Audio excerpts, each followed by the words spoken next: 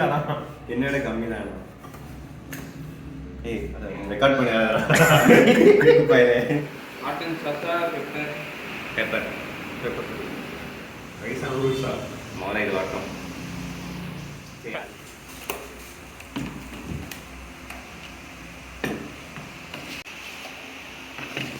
எப்படி இருக்கு? நல்லா இருக்கா? பையன் கிடச்சதுக்கப்புறம் ப்ரொஃபஸர் வந்ததுக்கப்புறம் சிக்கன் ஃப்ரைட் ரைஸ், ஏன் அதை சொல்ல மாட்டாங்க? சிக்கன் நூடுல்ஸ், இது சங்கர் சமமான ஆயா மை காட் நைஸ் ட்ரீட்டா எல்லாம் பண்ணுற மாதிரி